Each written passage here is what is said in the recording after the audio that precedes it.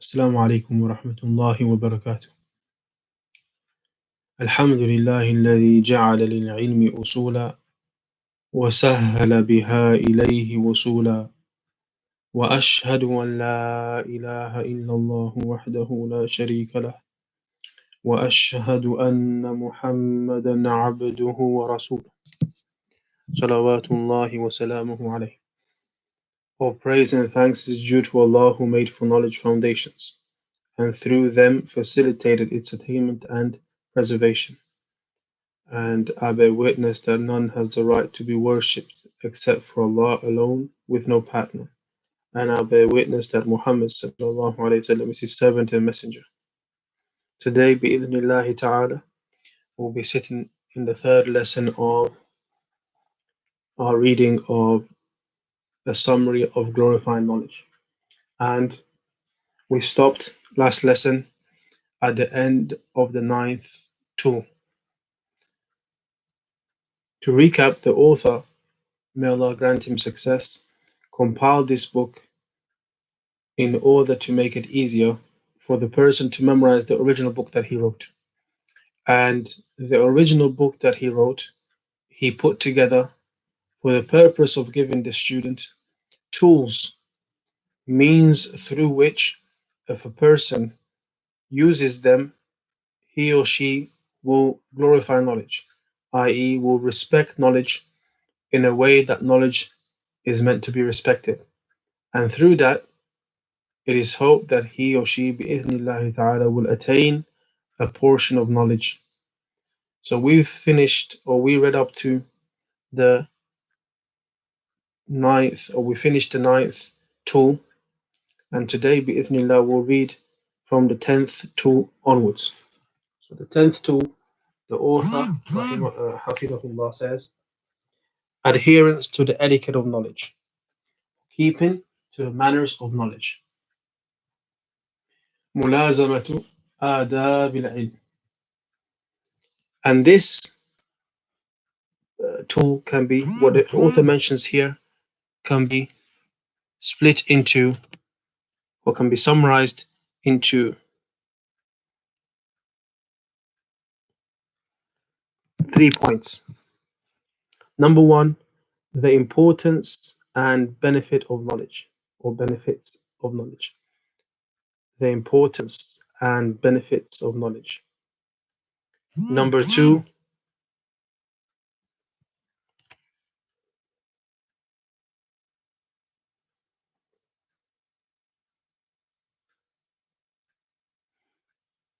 examples from the Salaf, or those before us. Examples of the importance of manners in those before us. How did those before us give importance of having the right manners? And number three, the situation in our time. The Shaykh, may Allah preserve him, touches upon the situation in our time. So the author begins, we'll read the translation as per usual. And this is the first part of from the 10th tool. Ibn al-Qayyim rahimahullah ta'ala said in his book, Madaraj al-Salikin, the manners or the etiquettes of a person is a sign of happiness and success, and a lack of etiquettes in him is a sign of his unhappiness and ruin.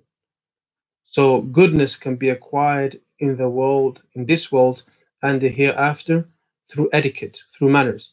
And one will not acquire the two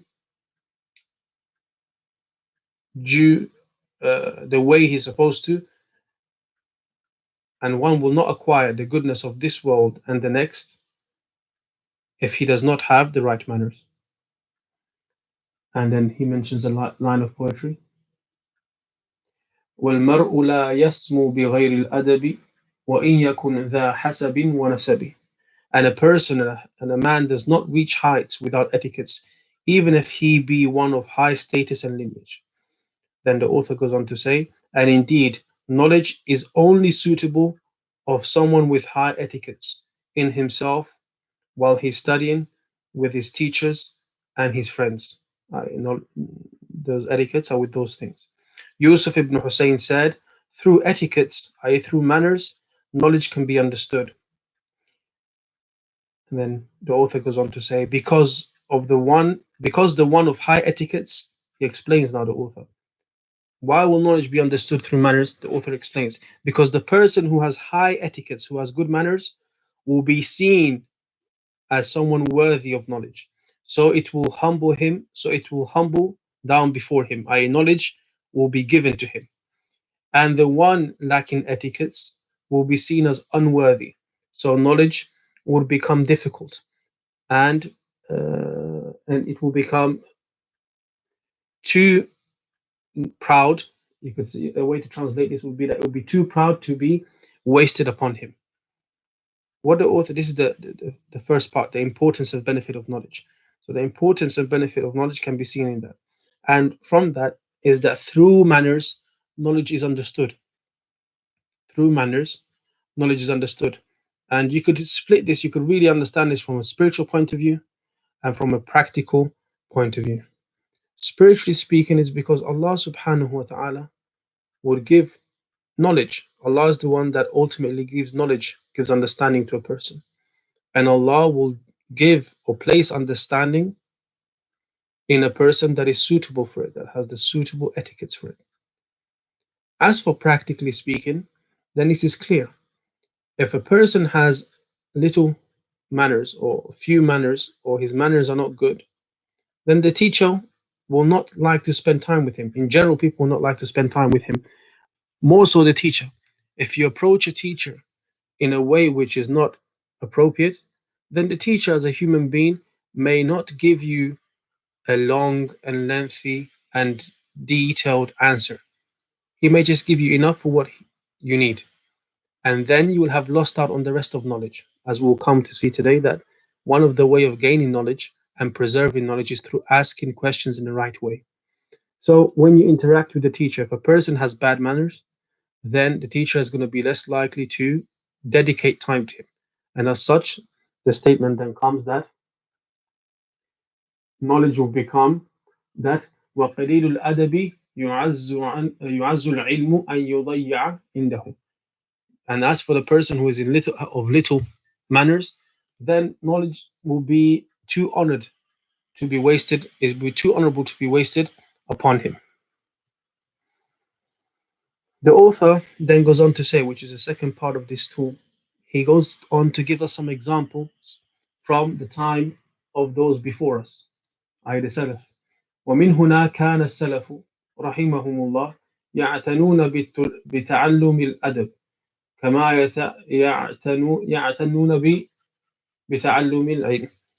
And likewise, the Salaf predecessors would take much attention to learning knowledge, learning manners, just like they would pay attention to learning knowledge. Rather, Ibn Sirin mentions, rahimahullah, that they, i.e., those before him, the early Muslims, يتعلمون الهدي كما يتعلمون العلم. They used to learn manners just like they used to learn knowledge. And rather, a group of them would give preference to learning it over learning knowledge. Malik ibn Anas said to Ubay from the Quraysh, O son of my brother, learn etiquette before you learn knowledge. And they used to express the need for it. Once, a man said to Ibn Mubarak, the need for a lot of knowledge is more than, the need for a lot of manners is more than the need for a lot of knowledge. And they used to advise and admonish others towards this.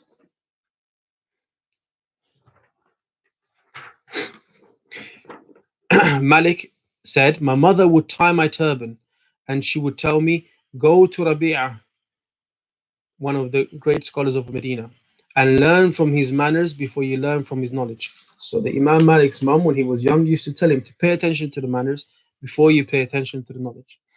And then the last portion of this tool, which wherein the author highlights our situation in the latter times of the Ummah, he says, and indeed, many students today have been withheld from knowledge due to a lack of etiquette. Layth ibn Sa'ad turned to the people of Hadith and saw something which probably he didn't like. So he said, "What's this? What is this? You are more in need of basic etiquettes than a lot of knowledge." So, what would Layth say if he saw the condition of many of the seekers of knowledge in this era? And that's how the author, Waffaqahullah, mentions ends this point, this tool of knowledge. And he mentions also that who the closer a person is to the knowledge of the Prophet sallallahu alaihi wasallam, then the closer he will to the manners of the Prophet sallallahu alaihi wasallam, then the closer that he will be to the knowledge of the Prophet sallallahu alaihi wasallam. The 11th tool, the author Hafidahullah mentions Siyanatul ilm amma yashinu, protecting knowledge from that which corrupts it or that which stains it or taints it. And what is that? Mimma yukhalifu al-muru'ah wa yakhrimuha, from that which opposes honor. Muru'ah is a type of honor and affects it in a negative way. And this tool of protecting knowledge from what stains it can be split into three parts, or can be summarized into three parts. Number one, the importance of muru'ah, which is a sort of honor or kind of a self-respect that a person will have. Number two, definition. What is this muru'ah? And number three, examples of what harms it. What is it that would harm muru'ah? So number one, the importance of muru'ah, the self-respect or importance that a person should have. Number two is definition. And number three, examples of what harms muru'ah.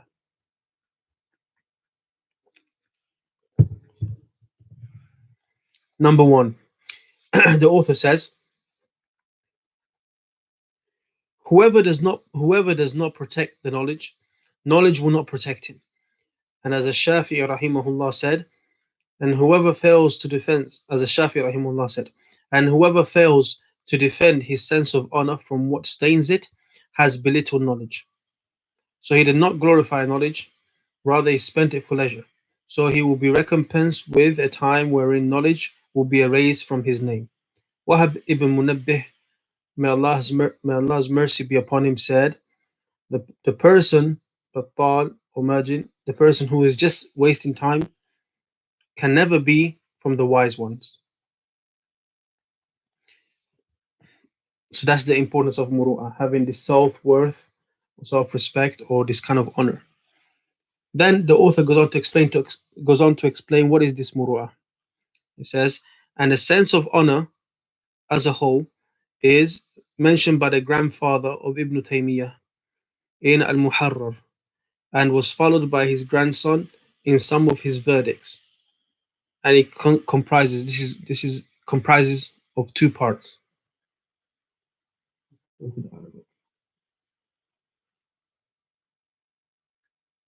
Okay, which is here. If you want to write in Arabic, it's here. Oops. Okay.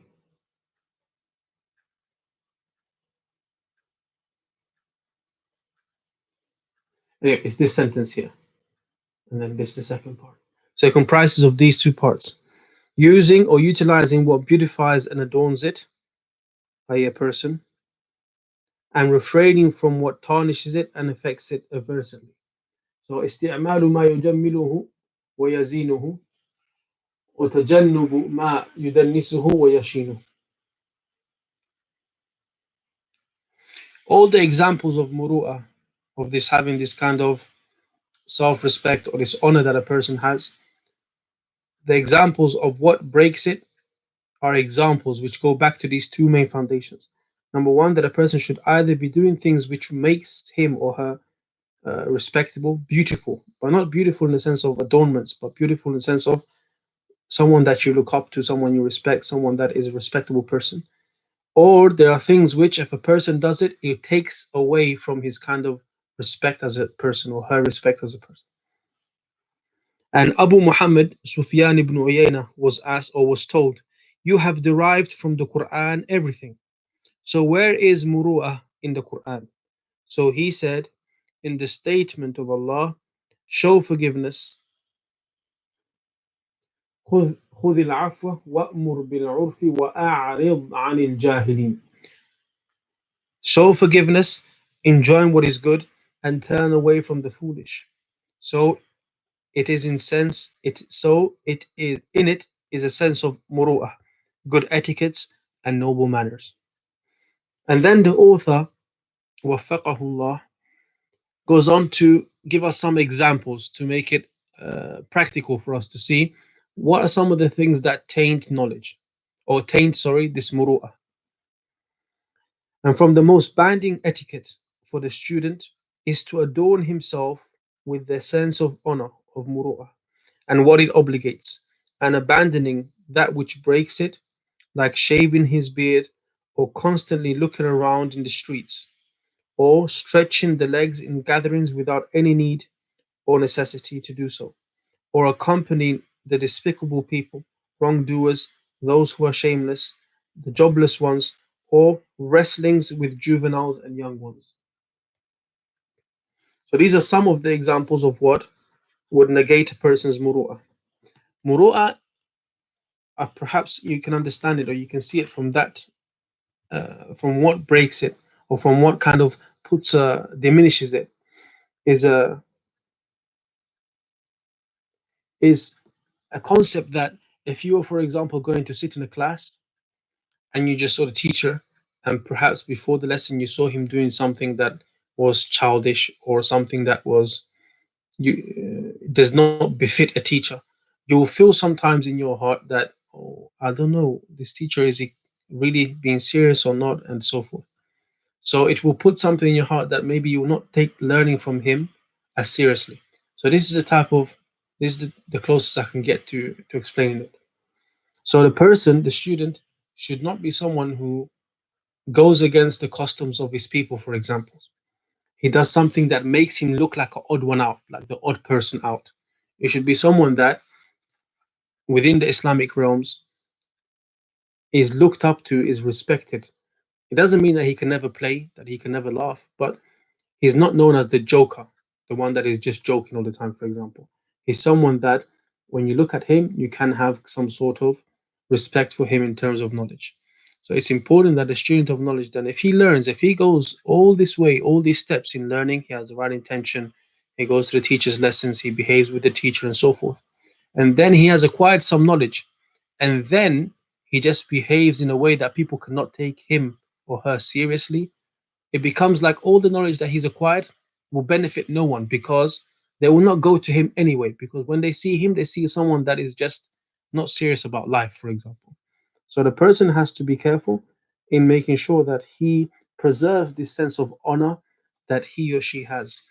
And it's not a sense of being arrogant, but it's in the sense of preserving it so that the knowledge that you have with you, bi'idhnillahi ta'ala, can be benefited from uh, in the short and long term.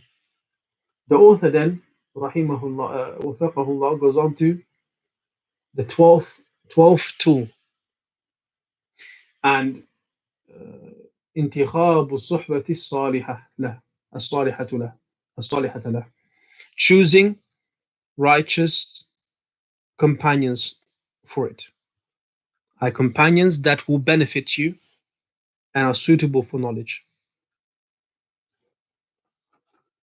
And you can see that some of these titles, these tools that the author, may Allah subhanahu wa ta'ala grant him success, has chosen are titles that apply to the general Muslim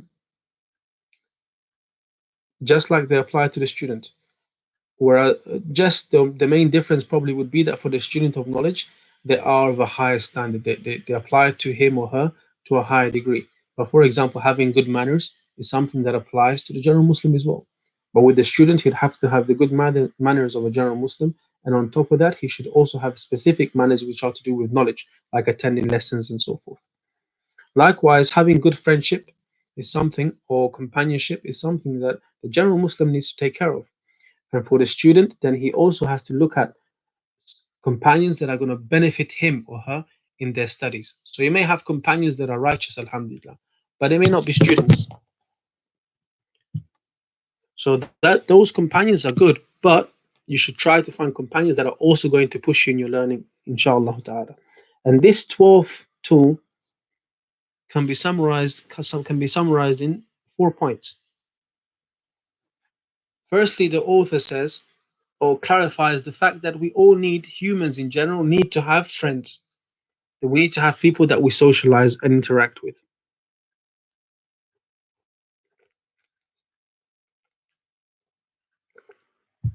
Number 2, the effects of friends, the effects of your companions. Number 3, friendship is of 3 types. The author explains that friendship is of 3 types. And then number 4, the author warns with regards to what friend, what or who not to befriend. The author then warns with regards to who not to befriend. So those 4 points again are the human need for friendship. As humans, we need friendship. Number 2, the effects of friends upon a person. Number 3, friendship is of 3 types. And then number 4, warning with regards to who not to befriend.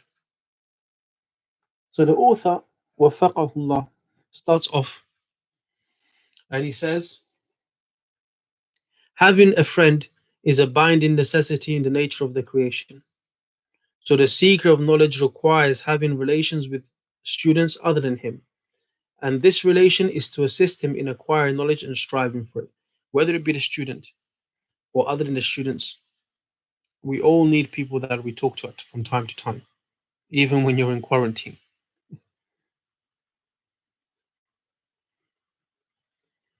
Then the author goes on to say, and he talks about the effects of having a bad, or the effects of having a friend.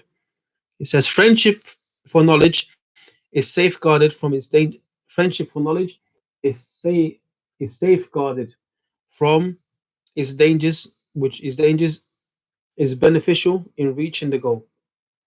وَالزَّمَالَةُ فِي الْعِلْمِ إِنْ سَلِمَتْ. If, okay, so friendship in knowledge, if it is safeguarded from dangers, is beneficial in reaching the goal. If you have friends, as a student of knowledge, if you have friends that will help you to learn, you're safeguarded from the negative aspects of friendship, then it will help a person to achieve the goal of learning. And he goes on to say,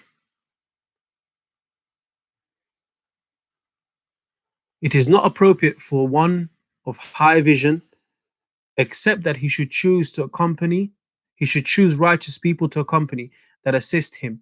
For indeed, a close friend affects his friend. Abu Dawood and at-Tirmidhi, rahimahumullah, narrated from Abi Hurairah radiyallahu ta'ala anhu that the Prophet sallallahu alaihi wasallam said, a man is upon the religion of his close friend. So let each of you consider whom he befriends.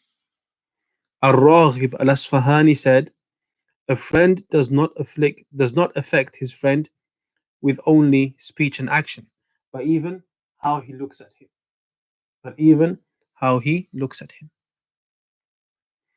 And then the author tells us, okay, what types of friends are they? Any friendship that you have, generally speaking, will return to some of these 3 characteristics, sometimes one of them, sometimes more than one. He says, the author says, and indeed, companionship is to be chosen for virtue. That's one type of companionship. Not for worldly benefits, that's the second type. And not for enjoyments, that's the third type.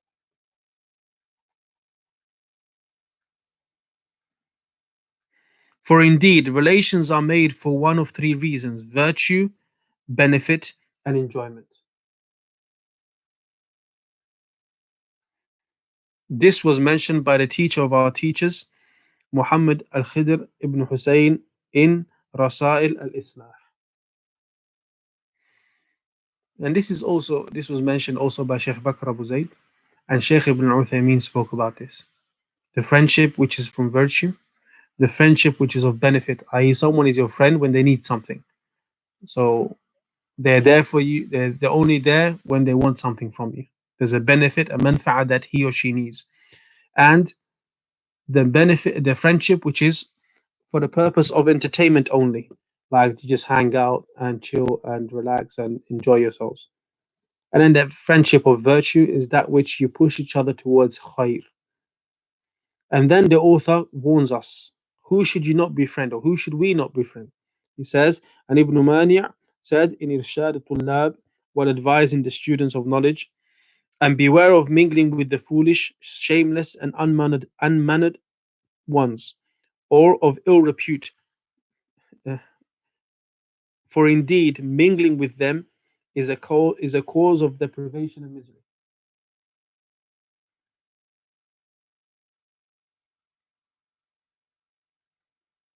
And the Sheikh mentioned in one of his explanation, فقد يحرم العبد العلم لأجل صاحبه,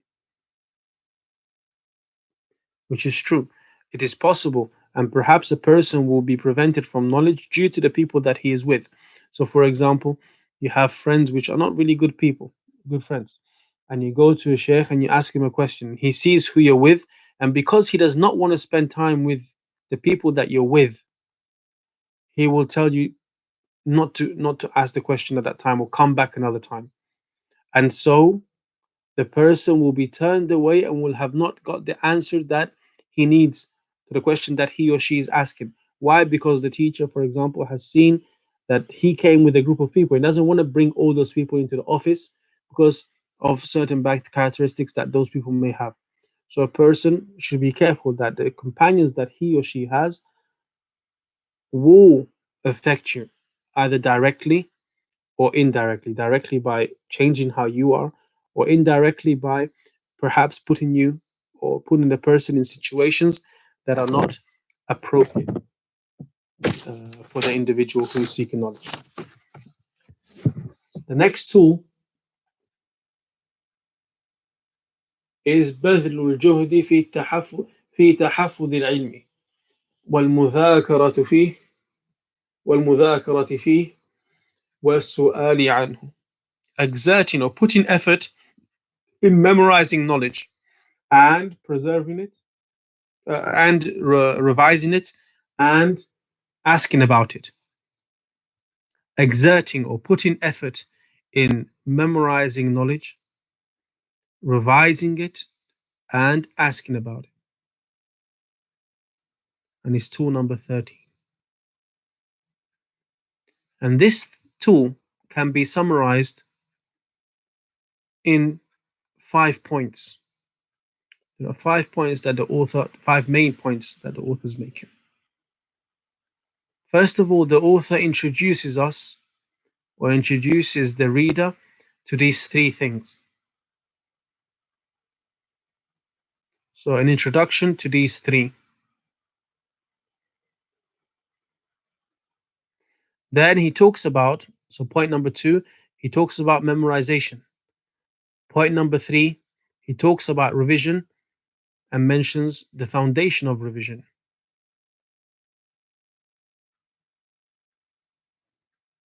And point number 4, the author speaks about asking.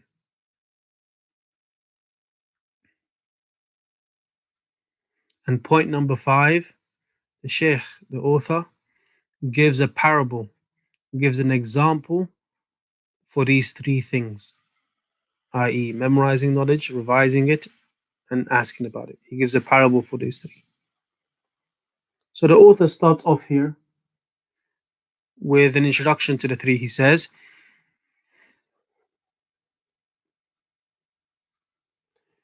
because just meeting and taking it from scholars does not benefit without memorizing knowledge, revising it, and asking about it. I just sit in lessons and saying, I sat in the lessons of so and so. It will not really benefit a person totally, properly, in the way that it is hoped, without, if the person does not memorize the knowledge and he does not revise it and he does not ask about it. These three things establish in the heart of the seeker of knowledge its glory, its respect, by completely directing towards it and busying oneself with it. So memorization is by seclusion with the soul, and reviewing is by sitting with a friend, and asking is by presenting oneself to the scholar.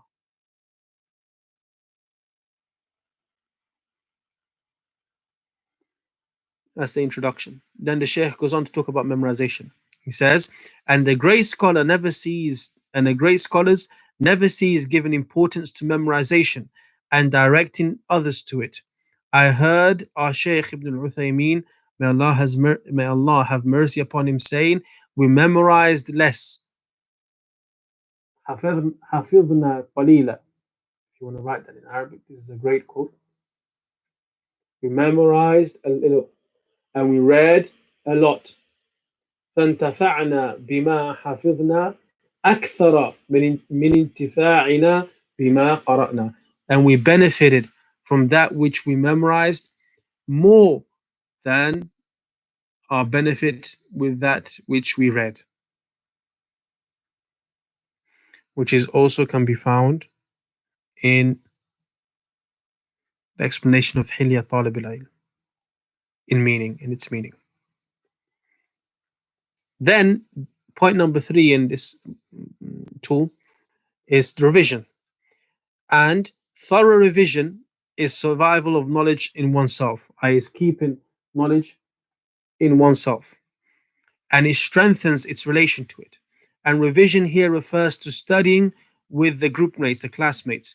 And we have been commanded to safeguard the Quran, although it is the easiest of sciences. Why? Because Allah subhanahu wa ta'ala mentions that He has made, what translates as that He has made the Quran easy to remember. And even the Quran, although it has been easy to remember, a person has to revise it. The author goes on to say, Al-Bukhari and Muslim, may Allah have mercy upon them both, narrated on the authority of Ibn Umar radiallahu ta'ala anhuma, that the Messenger of Allah sallallahu alayhi wasallam said, verily, the parable of the companion of the Quran is the parable of a tired camel. If he maintains it, he will retain it. But if he releases it, he will lose it. And Ibn Abdul Barr, may Allah have mercy upon him, said in his book At-Tamheed, under this narration, if the Quran, which is easy to remember, is like a tired camel, whoever maintains it will retain it. So how about the rest of the sciences? This is the importance of revision. That even the Quran, although it is easy, needs to be revised. And what about the other topics which haven't been made easy, like the Quran has been made easy? And ideally, you should have one person or two people that you revise with.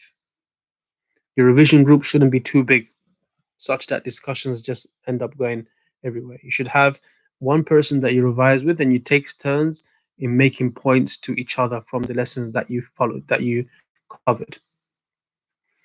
Then point number 4 is with regards to asking. The author says, I forgot to scroll down. The author says, and through asking about knowledge, its treasures open up. So, good ability of asking is half of knowledge. And the questions which were written, like in Masail of Imam Ahmad, narrated from him, are an overwhelming proof of the benefit of asking.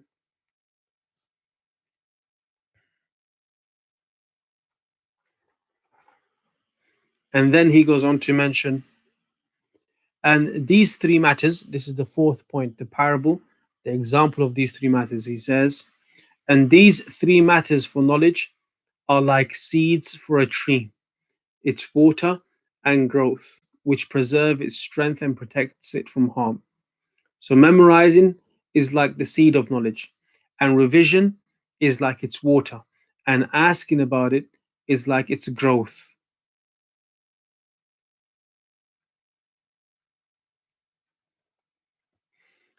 And there are various tips with regards to memorizing that scholars give.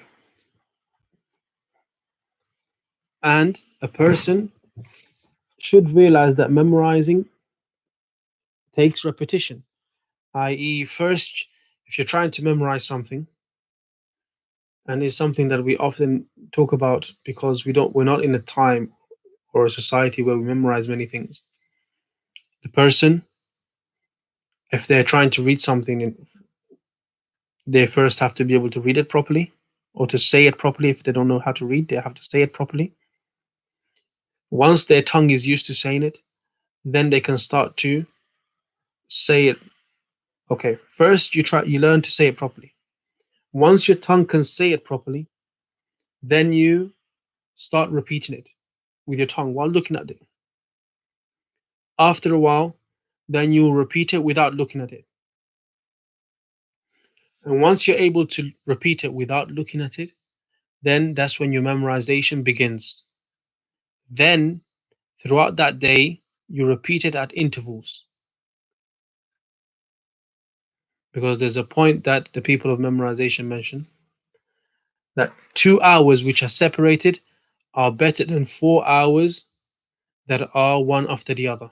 So, for example, if I memorize something between 7 and 8 in the morning, and then at, for example, 5 o'clock in the evening, 5 to 6, I also memorize the same thing, I revise it. Those 2 hours that are separated tend to be more efficient and more beneficial than me sitting from 7 to 8, 8 to 9, 9 to 10, 10 to 11. 4 hours, one after the other. I do 4 hours and then stop. Never look at it again for the rest of the day. Then those 2 hours that were split tend to be more beneficial, more powerful in memorization than the 4 hours that were one after the other.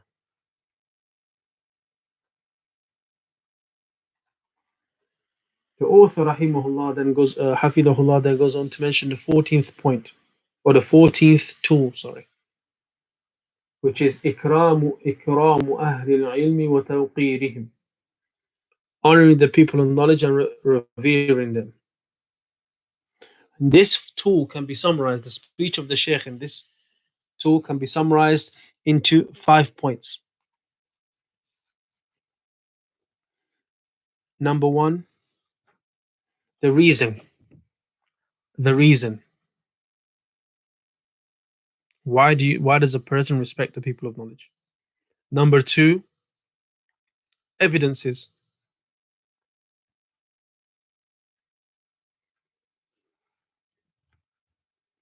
Number three, some examples.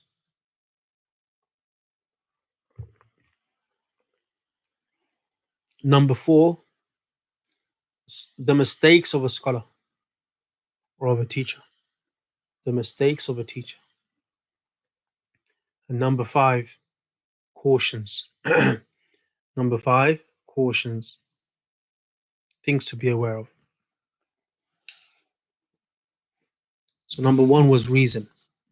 The author says, indeed, the virtue of the scholars is magnificent, is great, and the status is a lofty status, and their status is a lofty status, as they are the fathers of the soul. So the sheikh is the father of the soul, like how the parent, the father, the physical, biological parent, is the father of the body. So acknowledging the virtue of the teachers is an obligation and right.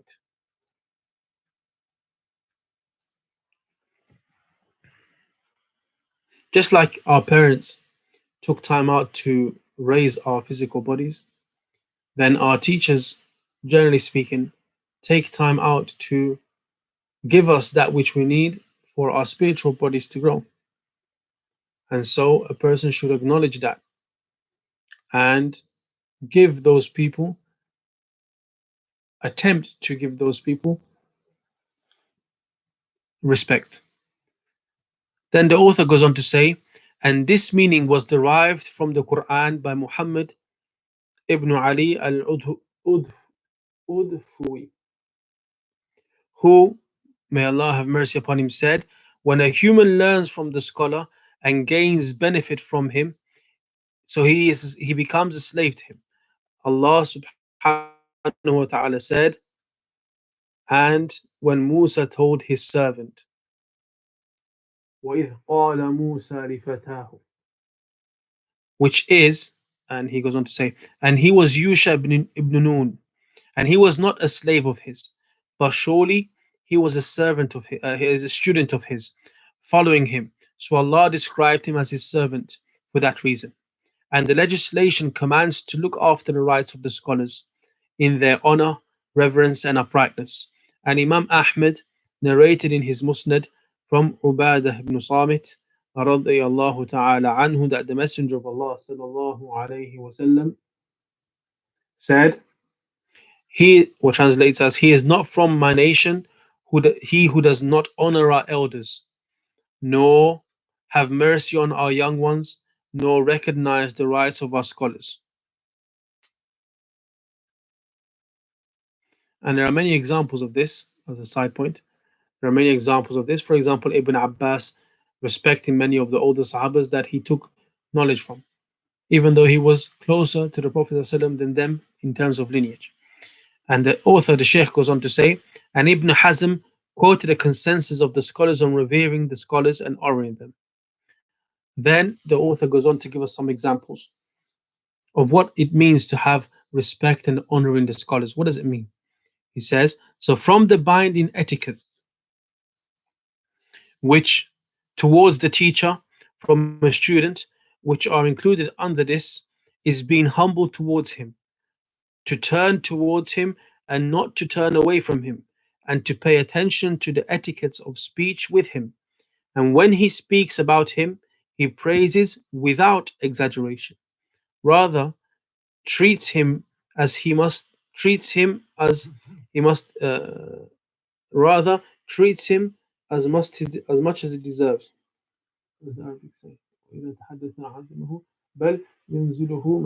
But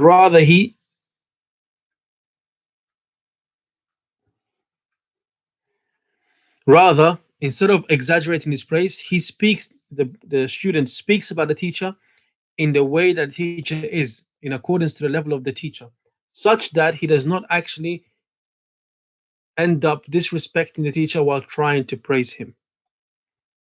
And he should not show himself not in need of him, nor should he harm through speech and action. And one should be gentle in cautioning him of his mistakes when he falls into it. For example, he should not show the teacher that he is not in need of him. You find some of the statements of those that came before us that if your teacher says something to you, even though if you know it, you listen to it like you haven't heard it before.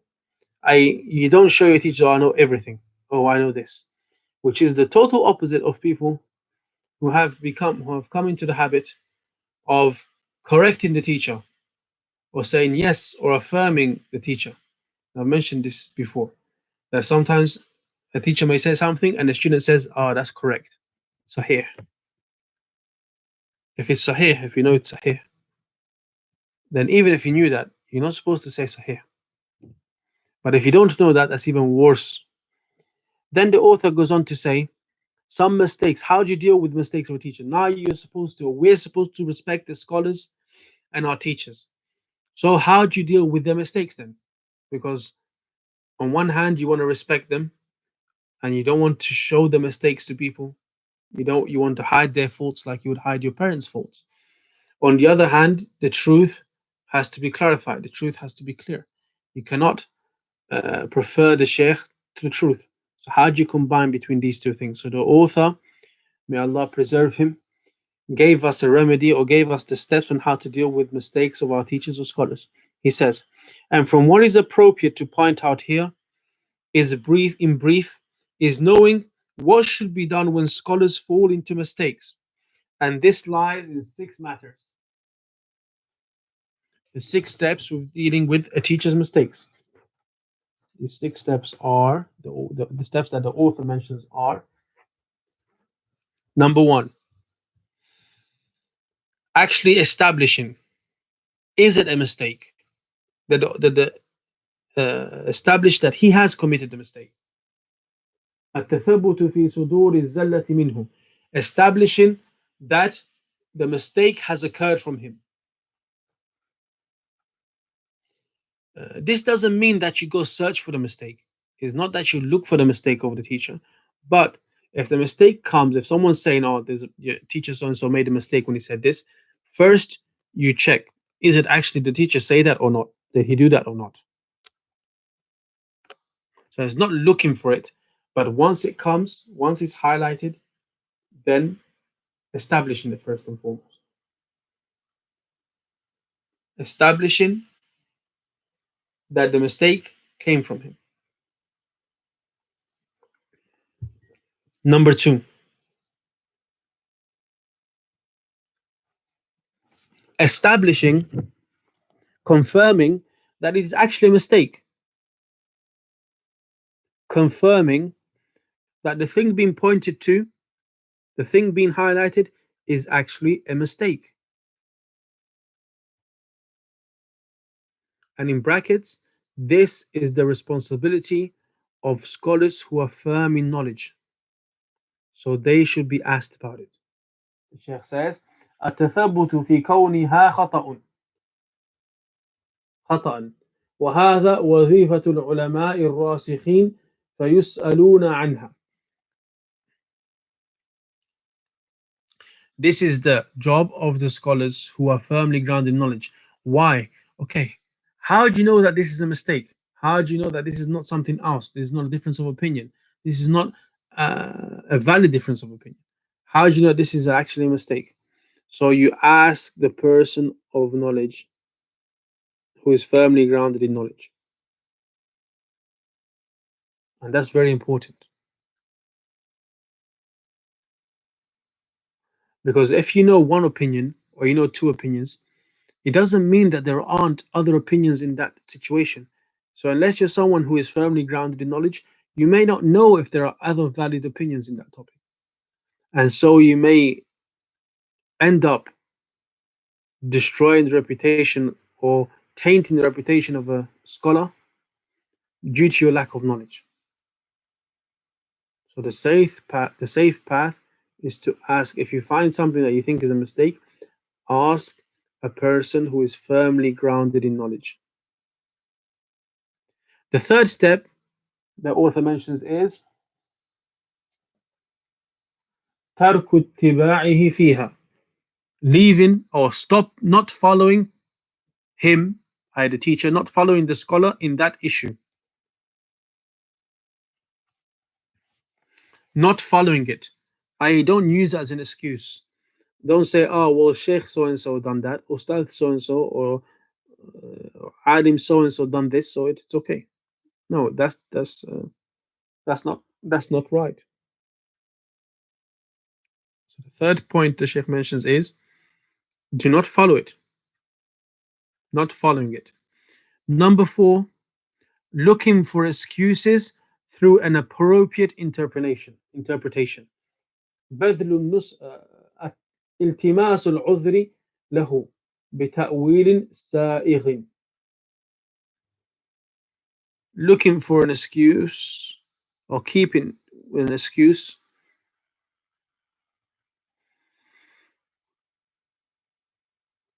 with an appropriate interpretation. Number five, and that, if someone has spent their whole life teaching you the correct thing and then they make a mistake, then why would he or she make a mistake? What's the point being made? Is it because he's on a different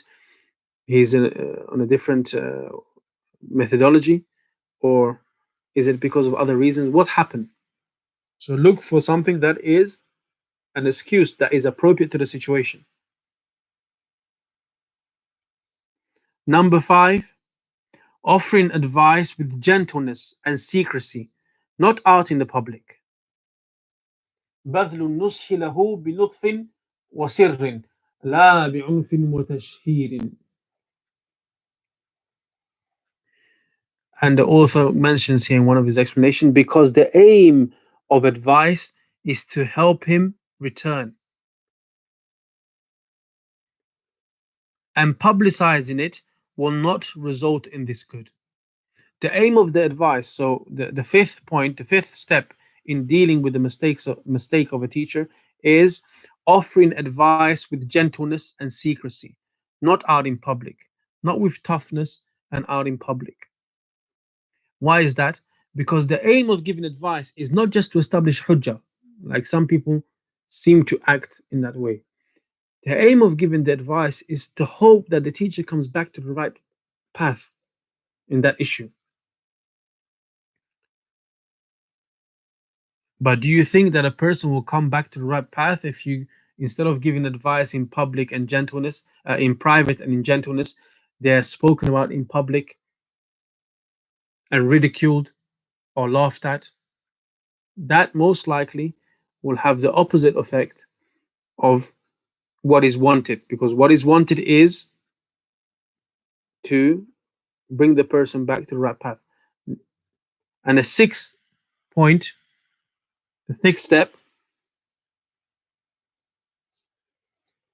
حفظ جانبه فلا تظهر كرامته في قلوب المسلمين. Preserving his honor such that his repute or the respect that he has does not become destroyed in the hearts of the believers. Now, of course, these six steps are dealing with mistakes, and this is a detailed topic. That's what the Sheikh said at the start. In brief, 6 steps in brief, because the mistakes are of different levels and of different types. The mistakes, for example, as other scholars mention, a mistake between him, the person, and his Lord is different than a mistake between the person and other people. Sins that are between a person and his Lord is different. Mistakes that you are teaching to people is different than mistakes which you're not teaching to people. So all of that has to be taken into consideration. All of that has to be taken into consideration.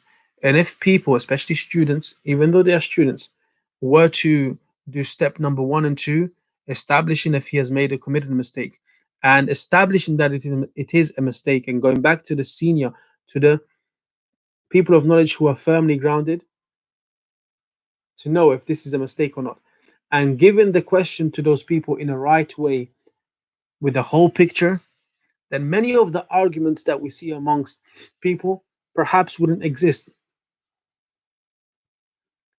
Then the last point of this tool is, and from what is to be cautioned, the Sheikh now tells us, because this tool is about respecting the scholars.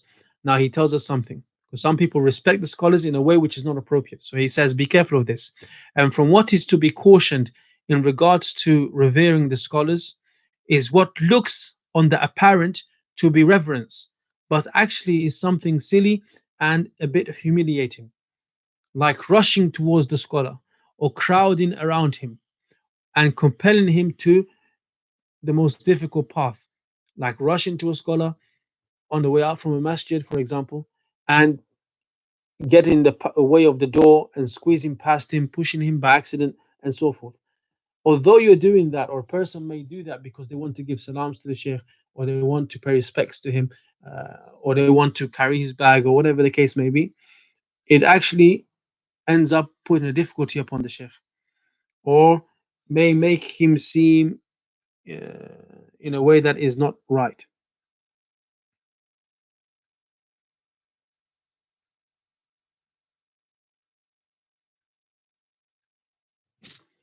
And then we go on to the 15th tool, which is the last tool for today. And this 15th tool is رد مشكله إلى أهله.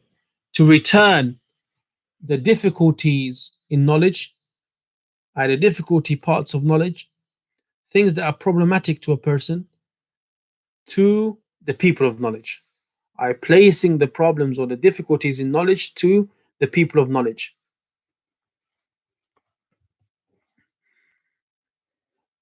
And this can be summarized in 4 parts or in 4 points.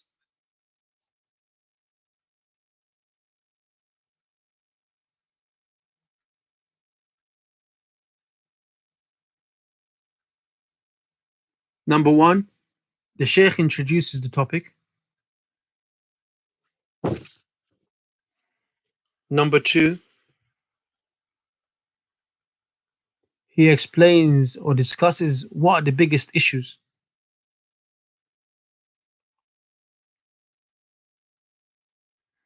Number three, he mentions a group of people with regards to problematic issues.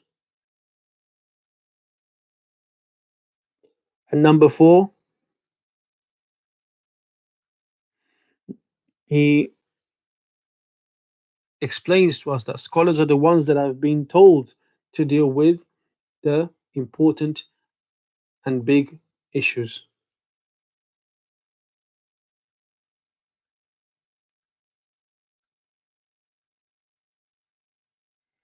So the first part of this 15th tool, which is placing or returning the problems of knowledge to the people of knowledge. The first part is an introduction. The Sheikh says, the one who glorifies knowledge trusts the people, the experts of knowledge, in finding solutions to its problems. If he doesn't understand something, in finding those solutions, he goes to those who have mastered the knowledge or that specific topic. And he does not appoint himself for what he is not capable of, out of fear of speaking about Allah without knowledge and slander in the religion. For his fear of the anger of the most merciful is more than his fear of the punishment of the ruler. For indeed, the scholars speak with knowledge, and their silence is out of their powerful insight. So if they spoke on an issue, then speak with their speech. And if they were silent on the issue, then what suffices them or what sufficed them should suffice you. And this station of being a master of knowledge, i.e., having an in-depth understanding of knowledge, is a station that is not easy either to accept, to reach, or even to hold, except for a scholar who has had a life of learning and become firm.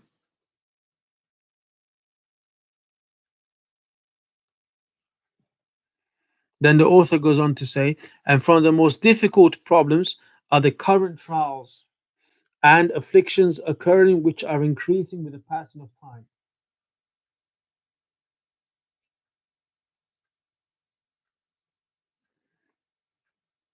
The things that you see in a day-to-day life are those things that those big issues are from the difficulties of knowledge,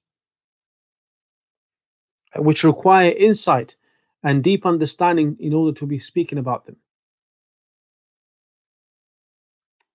And the people with regards to these issues are three types. He says, the author says, and those who will escape from the fire of trials and be protected from the traps of tribulations are those who flee to the scholars and stick to their opinion.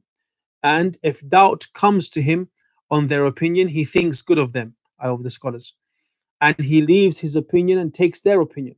As with experience, as with experience and expertise, they are more worthy of it. And when their opinions differ, he takes the opinion of the majority and those greater in numbers, opting for safety. For there is nothing more equivalent, or there is nothing equivalent to safety. And how good is the statement of Ibn Asim? And the obligation in understanding the problem is to have good thoughts about the people of knowledge. So the people with regards to the problems in knowledge are of three types. There are some people who don't even ask the scholars. Something happens and the person just speaks about the issue.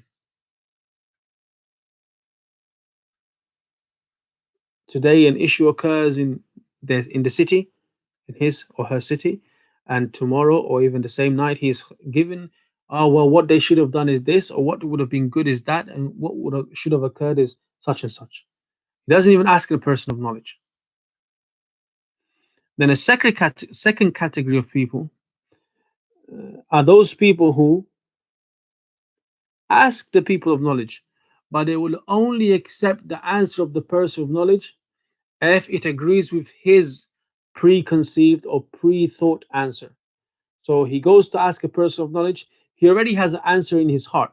He wants a certain answer, and he will accept it from the sheikh if the sheikh gives an answer which is the same as his. So, for example, an issue occurs.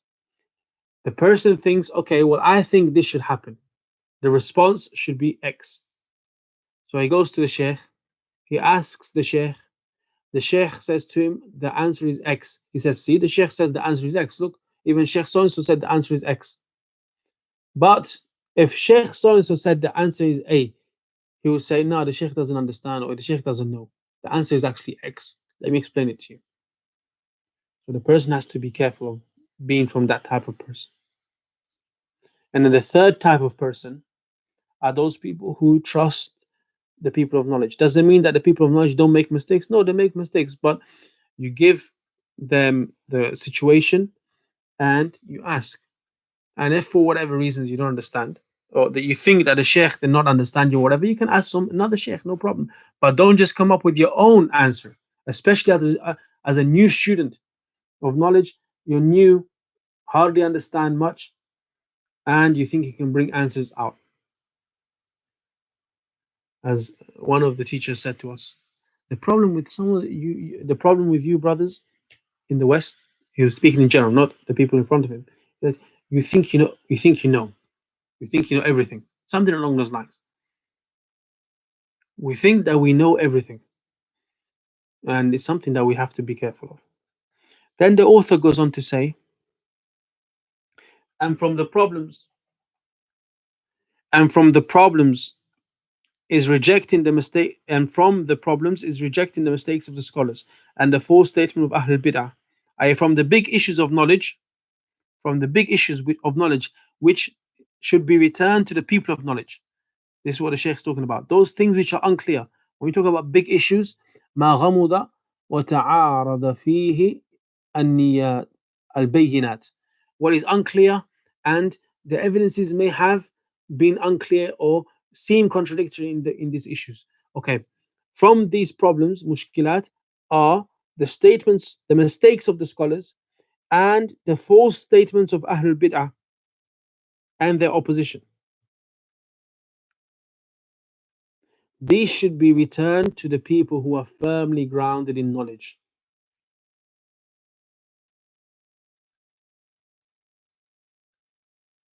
Ash-Shatibi explained it in Al-Muwafaqat and Ibn Rajab in Jami' al-Ulum wal-Hikam. It's not as simple. You just say, oh, this guy is Mubtadi', this Sheikh made a mistake here, or this guy is, be careful of him.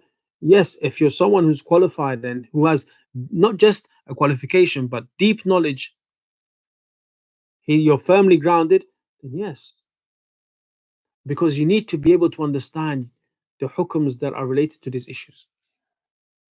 So the Sheikh goes on to say, so the safe way is to present to the scholars knowledge and stick to their opinions in it. And the story of Ibn Mas'ud radiallahu ta'ala anhu is clear. In Abu Musa al-Ash'ari, when he saw something happening in the masjid in the time of the Sahaba, he saw people doing something strange in the masjid. He didn't take it upon himself to give a ruling straight away. He went to someone senior, Ibn Mas'ud, and he asked Ibn Mas'ud and he explained to him. And Ibn Mas'ud came and then looked and saw the situation and then spoke. Even Abu Musa al-Ash'ari did not just give a hukm straight away.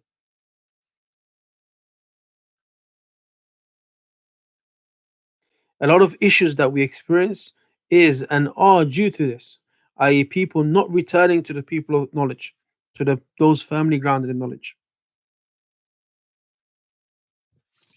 And when they do that, when they don't return to the people of knowledge, we see that someone tried to cure something very small. A person had a very small issue, and another person tried to cure it, but because of his lack of expertise, ended up creating a bigger issue. He caused the person to die, even though all the person needed was a small amputation, for example. And this is something that we see in our day to day lives. A lack of understanding or knowing how to deal with issues causes problems which sometimes are bigger than the problem that you're starting or the problem at the start. Problem at the start maybe was a 5 out of 10. It was an issue and it was a 5 out of 10. Somebody comes and tries to fix that 5 out of 10 and creates an 8 out of 10 problem. That's a big issue. You should not do that. You should take back those problems, those issues that are not clear. Even if you think they are clear, you should go back to the people of knowledge. So we'll just take a quick summary. We'll flick through some of the slides, inshallah ta'ala, for the 5 tools that we took today.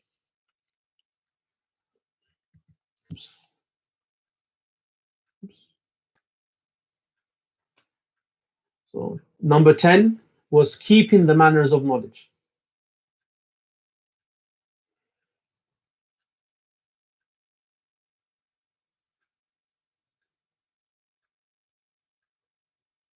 Keeping the manners of knowledge. And the Sheikh mentioned the importance and benefit of knowledge. And he mentioned in there that with knowledge, with manners, knowledge is understood. We spoke about spiritually. And then he gave us some example of the people of before us with regards to knowledge, such as that of Imam Malik, rahimahullah ta'ala, that his mum used to take him and say, learn from the knowledge of Rabi'. And then the situation in our times, the lack of knowledge and the etiquettes, especially with the lack of manners and etiquettes with knowledge. Then point number 11, protecting knowledge from what taints it, from that which opposes muru'ah. And he spoke about the importance of muru'ah, this self-respect or this type of honor that a person has. And he gave us the definition, which goes back to two main things: are using which beautifies a person, and keeping away from whatever takes away from a person's or makes a person ugly or not serious.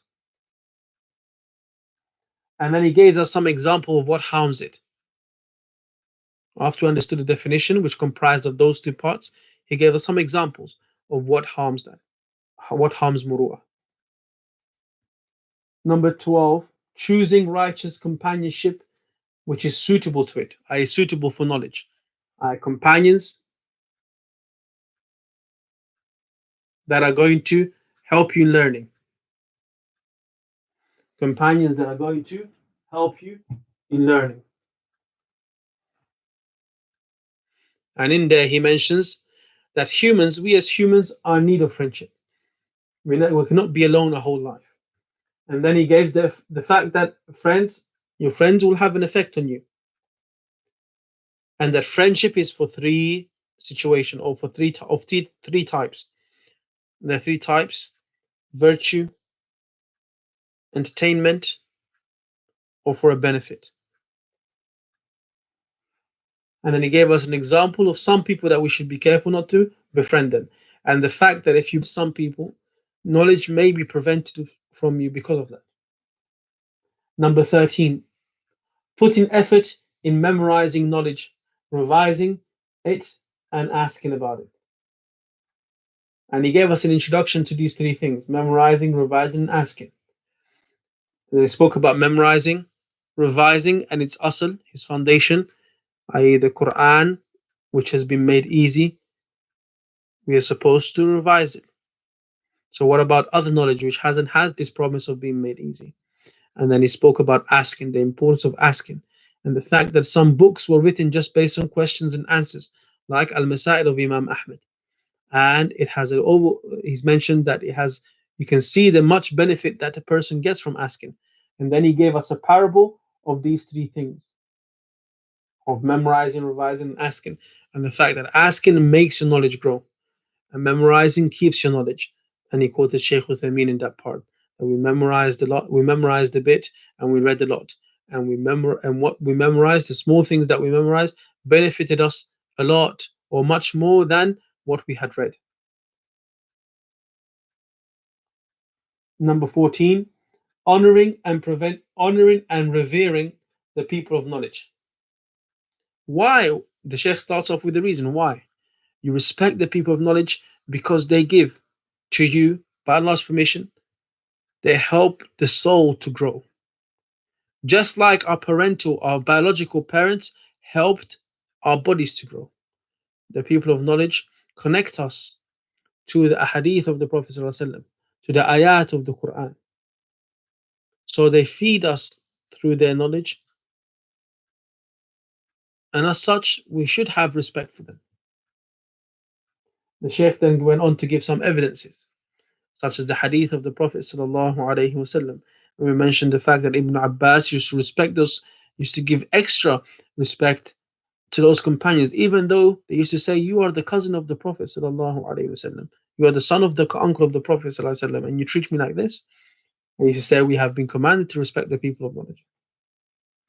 And he gave us some examples of how does a person show respect, how does a person have good manners, and then he gave us steps on how to deal with the mistakes of a scholar, of a teacher. 6 steps. And he also gave us a caution. Be careful of not doing things which you think maybe is respectful, but are actually going to harm your teacher. And then the last point for today was returning any difficulties in knowledge to its people.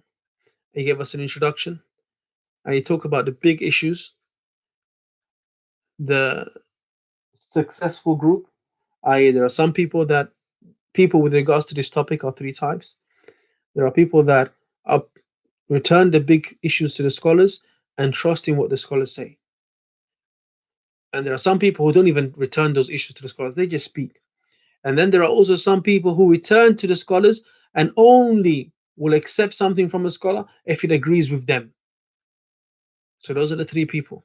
We want to be, inshallah ta'ala, from the people that return the big issues to the scholars and accept and trust what the scholars say. It doesn't mean that scholars will always be an individual, one scholar will always be right. No.